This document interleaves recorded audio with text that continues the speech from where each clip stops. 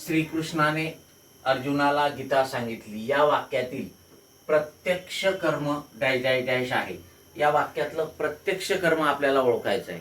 बघा मित्रांनो, प्रत्यक्ष कर्म ओळखायचं आहे याचा अर्थ हे वाक्य द्विकर्म क्रियापदाचं आहे.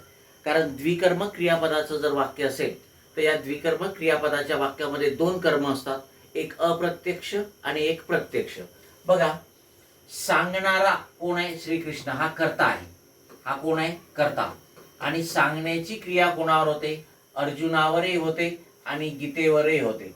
मग अर्जुनाला हा जो शब्द आहे हे अप्रत्यक्ष कर्म आहे.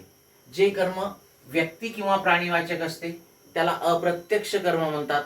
आणि अप्रत्यक्ष कर्म जे असते ते नेहमी चतुर्थी विभक्तीत असते, लक्षात ठेवायचं. आणि वस्तुवाचक जे कर्म असते ते प्रत्यक्ष कर्म असते. ते काय असते? प्रत्यक्ष कर्म असते. आणि म्हणून इथे गीता हा जो शब्द आहे, ठीक आहे, हे प्रत्यक्ष कर्म आहे आणि प्रत्यक्ष कर्म हे प्रथमा विभक्तीत असते. मग या क्रियापदाला दोन दोन कर्माची गरज आहे. अर्जुनाला आणि गीता हे दोन्ही कर्म आहेत. अर्जुनाला हे अप्रत्यक्ष कर्म आहे आणि गीता हे प्रत्यक्ष कर्म आहे.